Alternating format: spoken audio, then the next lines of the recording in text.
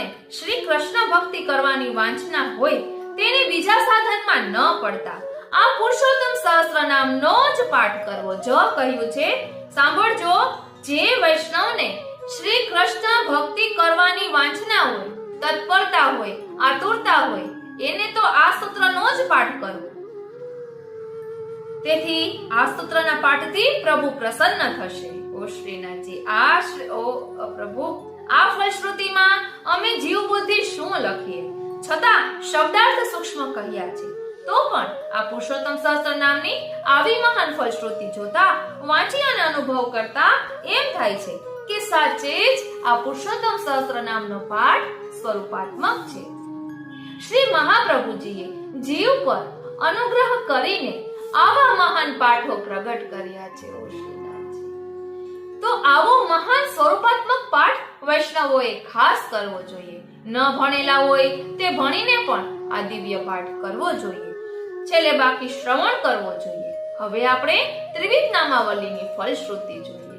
વાલા વૈષ્ણવો, આ એ શ્રી પુરુષોત્તમ સહસ્ત્રનો પાઠ છે કે જેનો પાઠ શ્રી ગોપીનાથજી દરરોજ કરતા. અને હવે આપણે જે ત્રિવિધ લીલા નામાવલીનો પાઠની ફલશ્રુતિ જોઈશું ને, એ પાઠ શ્રી ગુસાઈજી દરરોજ કરતા. એ પ્રસંગ આપણે જાણીએ છીએ કે શ્રી ગોપીનાથજી અને શ્રી ગુસાઈજીનો એવો નિયમ હતો કે ગોપીનાથજી ભાગવતજીનું પાઠ કર્યા પછી જ મહાપ્રસાદ લેતા, ભોજન કરતા, અને શ્રી ગુસાઈજી દશમ સ્કંધનો પાઠ કર્યા પછી જ ભોજન કરતા. એટલે શ્રી મહાપ્રભુજીએ વિચાર્યું કે ભોજનમાં વિલંબ થાય અને સેવામાં સુંદર રીતે પહોંચી ન વળાય, માટે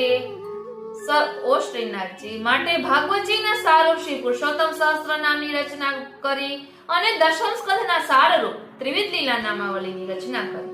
તો ચાલો હવે ત્રિવિધ લીલા નામાવલીની ફલશ્રુતિ જોઈએ.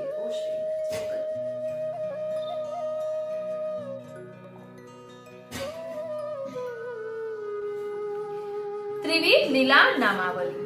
ત્રિવિધ નામાવલીમાં શ્રી મહાપ્રભુજીએ શ્રીમદ ભાગવતજીના દશમ સ્કંધનું નિરૂપણ કર્યું છે અને ત્રિવિધ નામાવલી ભક્તોનો નિરોધ સિદ્ધ કરવા માટે શ્રી મહાપ્રભુજીએ કૃપા વિચારી છે.